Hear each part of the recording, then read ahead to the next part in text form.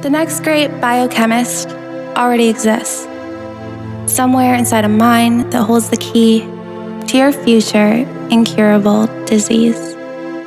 But equations happen to be her preferred method of processing, so the lab reports don't come easily. When her mental feed screams nRT equals PV, but won't provide the words to mean the same exact damn thing. And when her GPA falls beneath the C she needs, in order to pursue her grand grad school dreams, she must decide another something, begin again from the beginning, perhaps representing the death of one dream, or perhaps representing the future death of you, or me.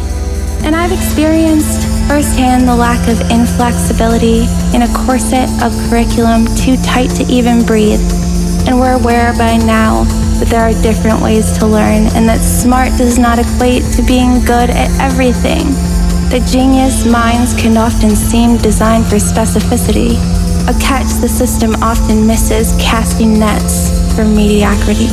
And the $400 textbook isn't what it used to be, when more than half of every class demands extra technology. And aren't we the guinea pig generation? The trials and errors of tech education, curriculums of yesteryear are not a fair comparison. And we have yet to achieve your hunger for greed, unabashedly turning everything to industry, a resulting society that suffers from apathy, demeaning me for craving meaning, stifling creativity, praise the act of settling, and how messed up is that? Tell me, when it's your heart attack, do you want a doc who lives and breathes knowledge of your arteries, treating you like family, who works thoroughly, who works passionately, yet who struggled academically? Or would you prefer the one with a better short-term memory, creating temporarily a better short-term study, best in class? Yet he chose your heart for money, and when the drum beat flat lines, it's just another work week. He'll have moved on mentally by the time it's time to leave, because it's hard to stay unhappy when you've got those Porsche keys. You're a minor mishap in his grander scheme of things. In the land of opportunity, the land of possibility, the land of productivity, of woofing meds for ADD and running on 3 days no sleep, of free speech and equality where credibility is earned from reality TV.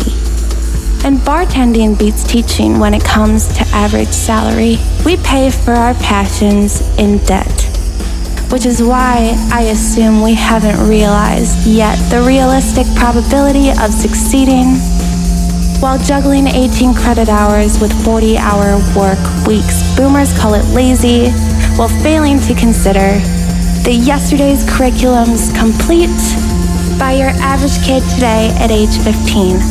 Explains the lack of practicing basic math before they speak when the average student debt outweighs average salary.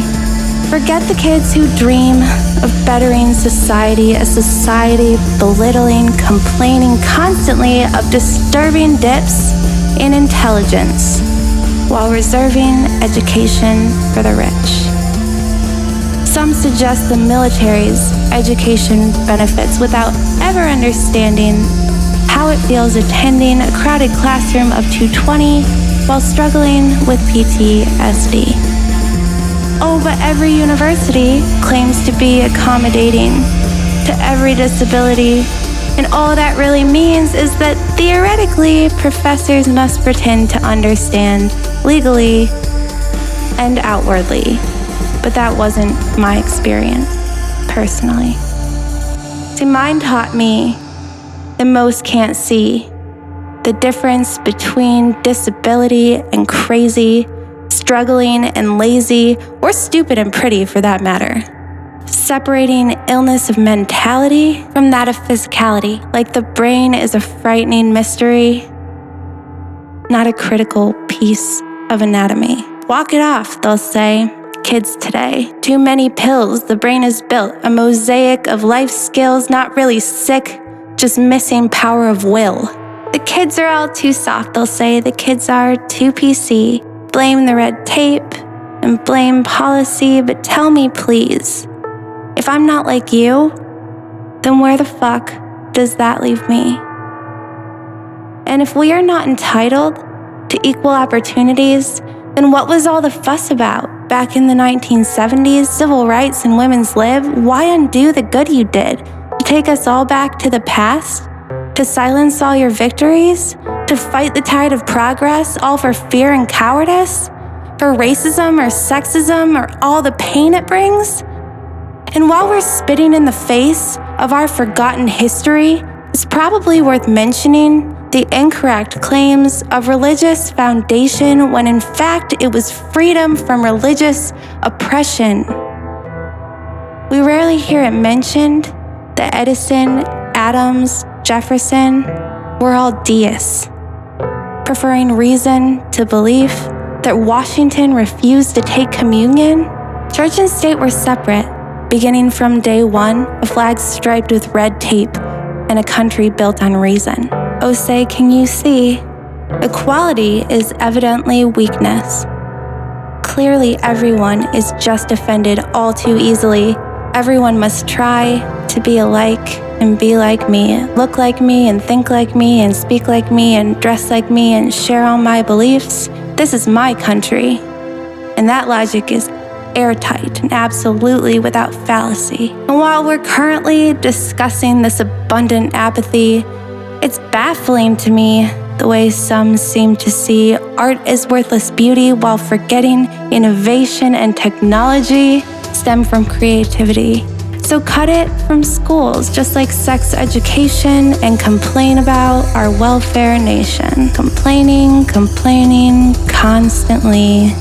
Traditional values and tax money, economy, industry and greed. It's so much of what I hear, it's so much of what I see.